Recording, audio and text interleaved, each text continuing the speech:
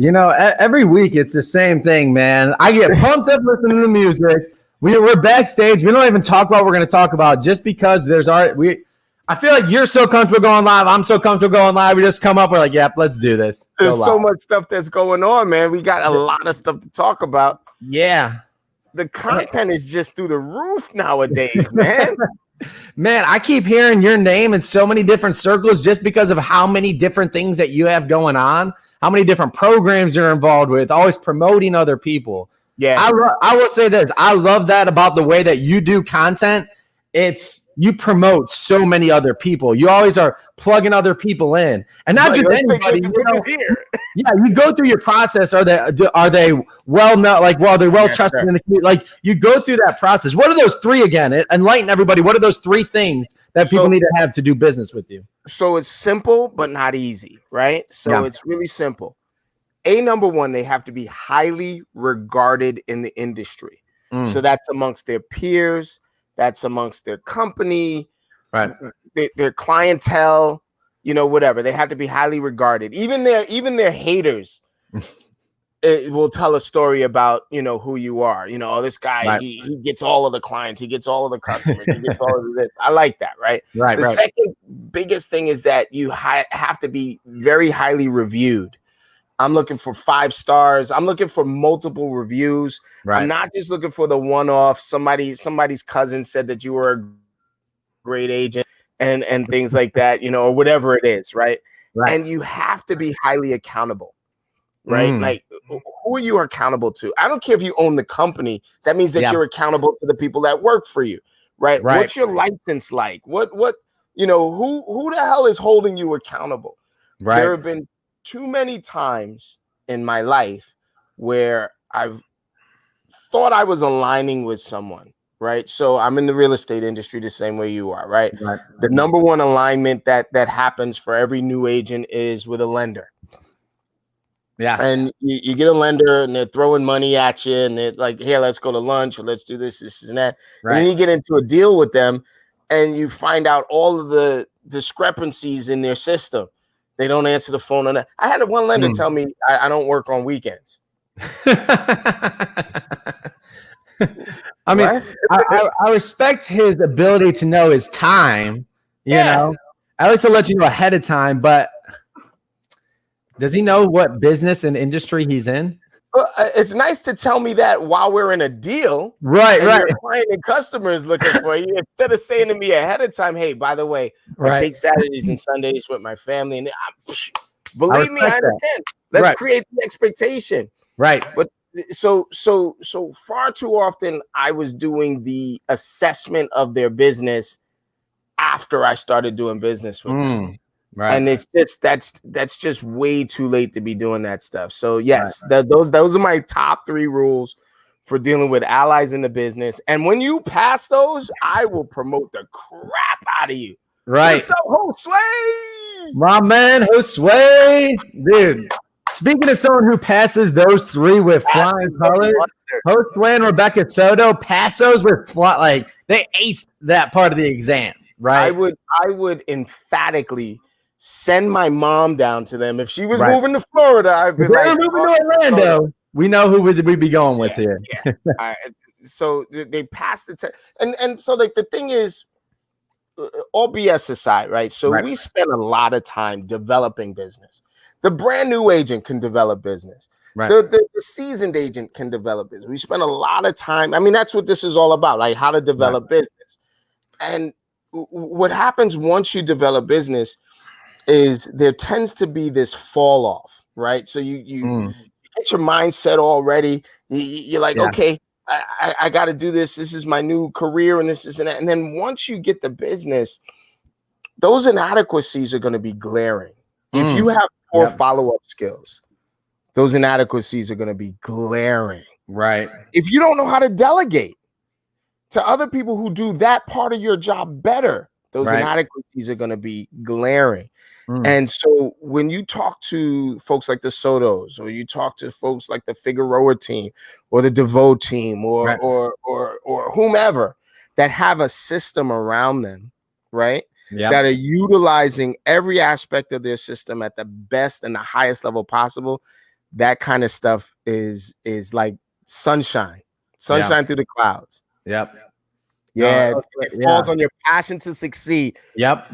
Josh, you know what I say? You must be an obsessed agent. You must be obsessed with the white glove service that you give to your clients and customers.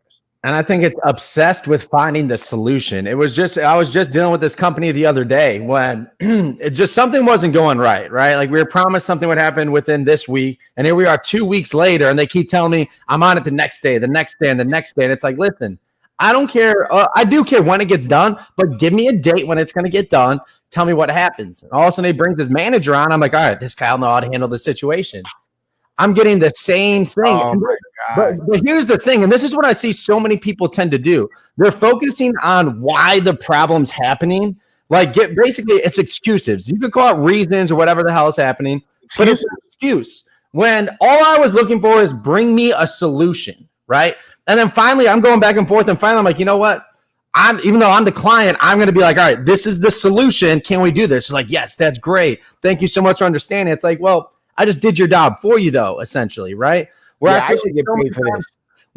Especially when I was at the call center, one of the biggest things that I learned early on is I would be the guy that I dealt with all the problem clients, right? So they all know who to call when they ran into a problem. So I would have to figure out solutions on the spot. I would get calls, have no idea what's happening on the other line, but I knew MacGyver. But what I learned very quickly, and this isn't business and life, any way you want to look at it, you have to be able to find the solution and not focus on the problem. By explaining the problem, you get absolutely nothing accomplished, right? Like our job as experts is to figure out what is the solution to this. It doesn't even have to be the best solution at the time.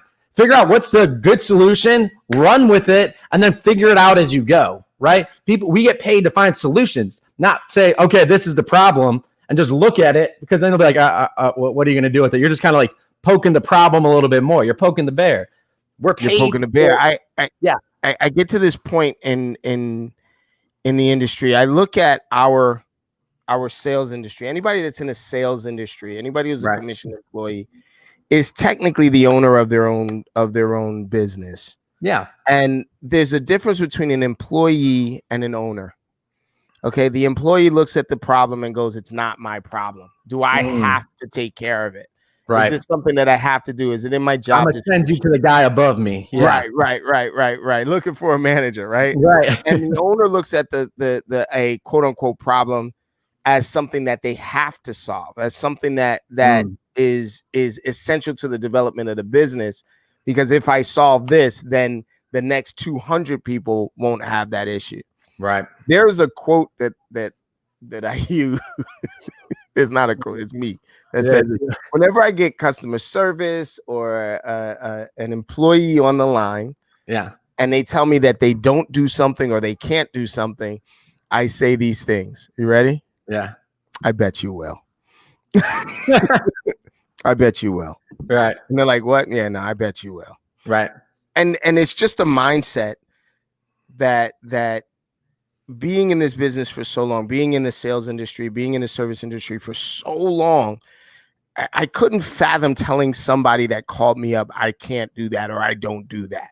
Yeah.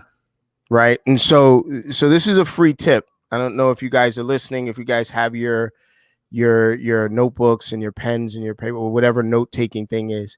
Right. There is a very simple answer to just about every single scenario that someone asks you about. You ready? Right. I don't know. Is that important to you? It's the answer. I don't know. Is that important to you? Right. So if somebody's like, oh, well, is it a, 30-06, type of such and such and such? 9 out of 10 agents will be like, yeah, that's a 30-06. And they're not knowing what the hell they're talking about. Right. Easiest and most powerful answer you can give is, I don't know. Is that important to you? No nothing agent. Just be a no nothing agent. Right. You have to believe and be obsessed and trust the process. Well, that's the thing. Yeah. There is the process. The process is constantly asking questions, being a know nothing agent, constantly asking questions, and like Columbo, developing an entire picture just based on you asking questions. These people will talk themselves into working with you. Yeah. Man, I'll tell you what, when I realized that one tactic, it absolutely changed the way sales calls goes, discovery calls go, partner calls goes. When you continue to dissect what they're looking for and what they need, you're able to they'll give you all the ammo you need, Yes, right? sir. You're going in their ammo list, right? Because you're just trying to figure out what they need. So you're going into a gunfight with no ammo, essentially. And your job is to pretty much pull the ammo from them. What are you looking for? What problems did you have in the past? Did you try this before? What are you trying to accomplish now? Where are you trying to go? What at the end of this, what do you want to be accomplished? What's your goal? Did you just use a John Wick reference? Like, did I just walk into the fight and become John Wick and take their gun from him? Oh, right. But yeah, so on that note, like you were saying, ask and you will get. That's right. Yeah, you got to ask though. You do have to ask, and I think that is super crucial. Well, we get stuck a lot of times. We get stuck going around in circles where we're talking about what's best for us and not necessarily what's best for the client and customer. I'll tell you how it normally sounds in my universe as a coach. As a trainer, it normally sounds like this. Well, I don't feel comfortable doing X, Y, and Z. Or what I wanted to do was X, Y, and Z. Or I'm trying to get this done. And it like when I hear that, I'm respectful of these people, these and customers that I'm talking to. But when I hear that, I'm like, you're on the wrong side of the scale there. No one gives a crap about what you want or what you were trying to do, even if it was for them. Right. Well, like all they care about is what's going on in their universe, and the better and faster you can connect with that, the more business you have. And I am fully convinced, and I know this is a fact. Everybody has a voice in their head, no matter how loud or quiet it is. What's in it for me? Yes. What's in it for me? And you have to speak to that voice. And this is where your content and calling comes into place. Your content has to speak to their voice. It's not what you just did. Because here's what I see all the time. I see video, like pictures just sold, just listed, all these things. And that's great. Don't get me wrong. You can add that. But does that speak to your audience's voice of what's in it for me? Right? Your content has to do that. This is why we always say the first thing you have to do is figure out who your audience is. If you don't know that, you will never know how to speak to that voice in their head. Dude, I love the plan that you put out around content. I look for now. I'm looking for those sheets. Right. When I'm creating a month worth of content, I'm using those sheets. What's up, Mike Lawrence? Mike Lawrence making a special guest appearance here. Back to the questions you asked. They're my man. Yes.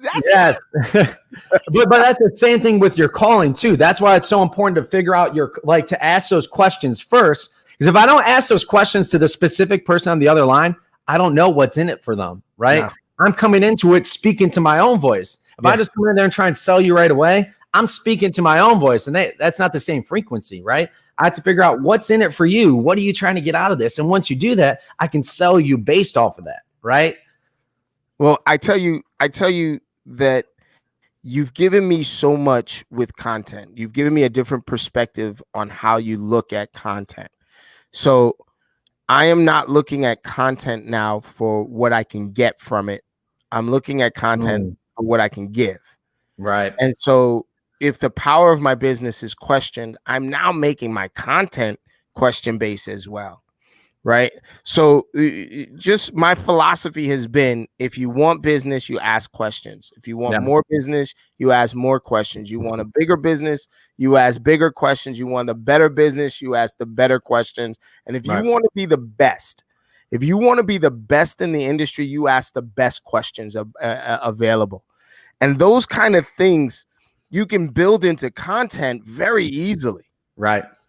Very well. I'm not going to give the pie away, man, but that was pretty powerful. When you presented that to me, I turned around, I'm typing that stuff out, and I'm like, I wonder how I could do this, and I wonder how I could do that. Right. Tailored communication, tailored conversations, and personal communication. Yes. And that's exactly what contract. Yeah, contact to contract. The only difference is the R, the relationship that you have. Yeah, and guys, y'all think this is good. We put everything into a process, a formula, a system at SekouCreme.com. We literally combine content and calling. We do old school, new school, everything in between into one formula for you to just turn out listings, get appointments, and the whole shebang. So I know, Sekou, you were just saying your phone hasn't stopped ringing in the past 48 hours. It will not stop ringing. It will not stop. And I'm so here's a confession, right? So when I am lead generating, it's all outbound. Right. I don't take calls during lead generation, right? In the last 24 hours, that's a little exaggerated. In the last 48 hours, right, there's been 200 inbound leads, calls, clicks, et cetera, et cetera. Yeah. And I've got to rely on my systems in order to make sure that they get contacted. And yes, there's a group of agents that work with us at the DeVoe Group. They're powerhouse agents, the whole 9 yards. But here's the thing. It would not be this way without the content and the calls. Let's make that clear. It's a combination, right? Got to do it all. So many times there's like, okay, you have to do one or the other. You can't do both, right? We always talk about that ad that we see, like, put down the phone and start doing your online ad. You don't have to do calls ever again. And everyone's like, yeah, I want that. Or the verse way, like, you got to make more calls. Content isn't king. And it's like, you're both wrong, because it's the combination of both that make it all work, right? That's why I titled this one Land, Sea, and Air Approach, right? If you're going into battle and you have one person just doing a land approach, the other person is doing land, sea, and air, you're gonna lose, right? Like, you're just simply going to lose. You're doing it the wrong way. We're in the wrong way, right? I'm just gonna dominate the air, and we're just gonna be looking down on you like, haha, idiot, right? Like, it's like you have to do both. It's not even a question, because if you're just doing one and somebody else is doing both, you're gonna lose to that person, right? It's as simple as that. The way that we've been looking at it in coaching has been, you're going to build a house, and you have your hammer and your nails, right? And you got your screwdriver and the screws, and you have the wrench and the nuts and the bolts and things like that. Right. You don't say, oh, well, I've got a hammer, so I don't need a screwdriver. And you don't say, I've got a screwdriver, so I don't need a hammer. Right. You take all of the tools that are available to you to build that house, and you put them in your toolbox. And if you are smart, you're using the tool. You don't take the screwdriver and try to bang in a nail with the screwdriver. It's not the most effective use of it. So if we are really moving in this direction, the virtual agent, the growth-minded agent, the one that is thinking bigger than just today's deal, then you have to put all of this content, all of these connections, all of these calls, all of these scripts, all of these techniques into your toolbox and use them effectively. Right.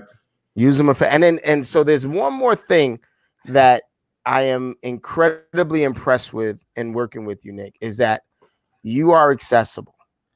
That if there's something that I don't understand, and there's a lot that I don't understand, guys, like don't think that I'm just gonna just plug in and be like, oh, I get it now. There's a lot that I don't understand, like little simple techniques I've asked you questions about, and you've laid it out in a really consumable way. You know what I mean? Right. I have not gotten that from any other system or service that I've worked with, and I'm very, very proud to say that I think that we've put it out there like that. Well, and on that note too, the one thing that I've always noticed about content, which we had to go through and struggle with as well, was that a lot of times it's not specifically made for real estate agents, right? Or you have to take a whole marketing. I've bought marketing courses, thousands of dollars worth of marketing courses, and then we figured out that it has nothing to do with the topic that we want covered, right? And then we either have to try and figure out a way to make it work, or just reverse engineer it. Oh, that was fun. That was a fun spent money and time, right? So what we wanted to do is make it specific for what you need in the real estate industry, and on top of that too.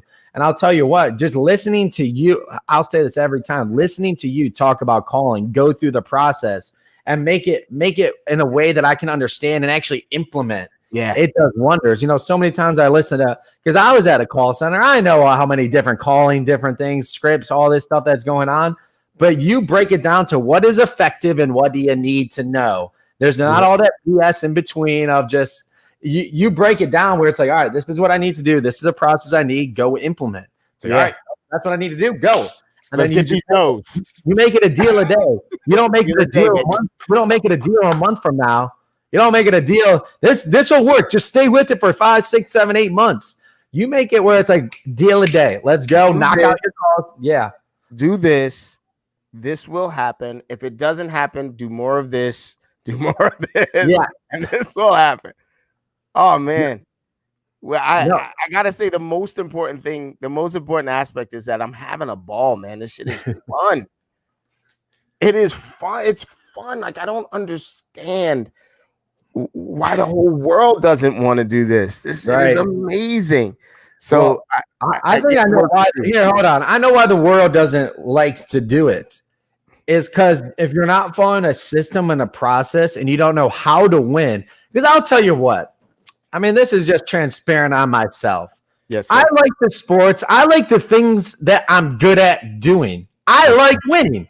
I absolutely hate losing, right? It's not fun. So when I don't have a system or I don't have something that I could plug in and win at, it's not fun for me, right? I don't want to play the game. Anybody out there likes losing and then losing over and over, and then you finally get a win, but you have no idea how the hell you just won, right? So like for me, like winning is fun. And when you can follow a process, a system, and just continually win and win and win, that's what makes it fun. You know, that's why you're having a ball, because you're freaking winning. You're winning a lot. Like you said, your phone doesn't stop ringing. You're making your outbound, you're getting inbound, you're creating content, you're doing your calls, you're doing video text. It's fun because you're seeing results. When you get results, like, all right, let's just put it this way. When you make more money doing the things that you're spending time on, it's more fun. When you spend a lot of money and time on something and don't get results coming in, that's not fun. That's really not fun. It sucks. It keeps you up at night. You stay up later, then you're not sleeping as much, then you get more angry. Then you like just trying to, like you said, take a screw and just beat it with the hammer and it's just not working. You're like, what the heck is happening? You're putting in the effort, which is the hard part. You're putting in all this effort, but you're just not getting those results. That's what's not fun. Not at all. I had a funny enough, man. Yeah. I had a manager a long time ago and a million different careers ago. And she's like, you know, Sekou, you're a very talented facilitator and you know, whatever, presenter. She says, but I got to be honest with you. If you don't think you can win, you won't even play the game. And I'd be like, you gotta explain the rules better. Yeah. I was like, it's up to you to explain the rules better. I'm not walking in that room. And I've never even thought about playing. What's that the sport where they're like on the ice curling? Curling. Yeah. Yeah. I'm sorry, man.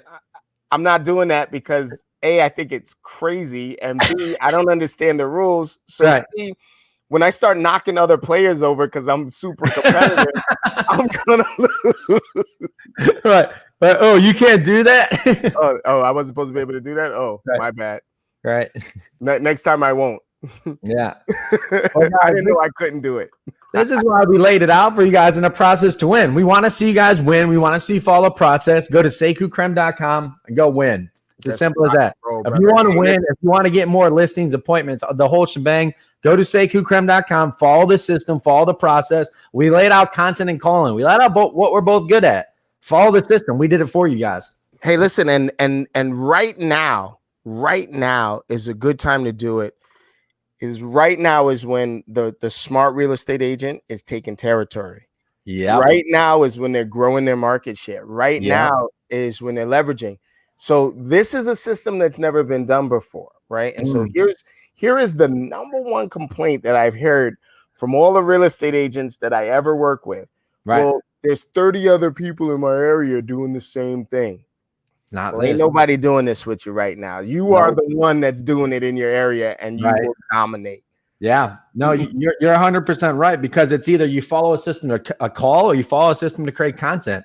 It's never been done with both of them put together. There's a system to utilize both, and we put it together for you. And you're exactly right. Everyone's contracting right now. It gives room to expand. Plant your flag. Plant that Sekou flag. And just take over territories right now. Hey, guys, we want to help you do that. Go to SekouCreme.com. Sekou, it's always a pleasure. It is awesome talking to you, brother. Yeah, we'll see you next week.